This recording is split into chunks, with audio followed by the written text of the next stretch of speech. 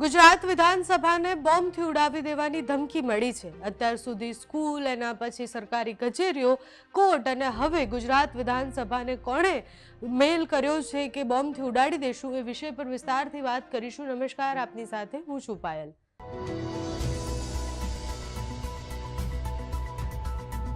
ગુજરાત વિધાનસભાને બોમ્બથી ઉડાડી દેવાની ધમકી મળી।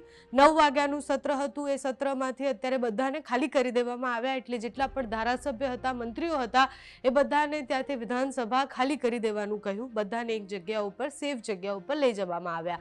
વિધાનસભાને બોમ્બથી ઉડાવવાની ધમકી મળી, એના પછી ત્યાં બોમ્બ સ્ક્વોડથી લઈને ડોગ સ્ક્વોડ ને બધા ત્યાં પહોંચી ગયા। સુરક્ષાના ભાગરૂપે બધાને ખાલી કરાવવામાં આવી રહ્યા। પણ આ ઘટનાઓ ગુજરાતમાં છેલ્લા કેટલાય સમયથી બની રહી છે। પહેલા સ્કૂલને બોમ્બથી ઉડાવી દેવાની ધમકી હોય કે એના પછી કચેરીઓને બોમ્બથી ઉડાવી દેવાની ધમકી હોય, એના પછી કોર્ટને બોમ્બથી ઉડાવી દેવાની ધમકી, અને હવે અંતે વિધાનસભાને બોમ્બથી ઉડાવી દેવાની ધમકી મળી છે। ઘણા બધા ધમકીના કેસમાં એવું પણ સામે આવ્યું કે સ્કૂલને બોમ્બથી ઉડાવી દેવાની ધમકી સ્કૂલના જ કોઈક સ્ટુડન્ટે કરી હોય અને ખોટા મેલ કર્યા હોય।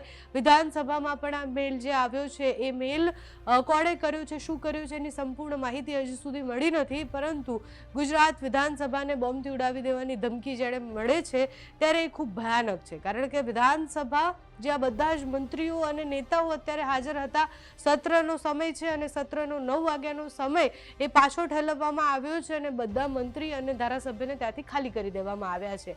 આની પહેલા અમદાવાદની મોટામાં મોટી સ્કૂલોને બોમ્બથી ઉડાવી દેવાની ધમકી મળી, વડોદરાથી લઈને મહાનગરોની મોટાભાગની સ્કૂલોને બોમ્બથી ઉડાવવાની ધમકી મળી છે, સરકારી કચેરીઓને બોમ્બથી ઉડાવવાની ધમકી મળી છે અને અત્યારે વિધાનસભાને બોમ્બથી ઉડાવવાની ધમકી મળી। ત્યાં અત્યારે સુરક્ષાના ભાગરૂપે પોલીસ પણ તૈનાત છે, ડોગ સ્ક્વોડ અને બોમ્બ સ્ક્વોડ તે આવી ગઈ છે। અત્યારે સુરક્ષાના ભાગરૂપે બધી જ જગ્યાએ ચેકિંગ થઈ રહી છે।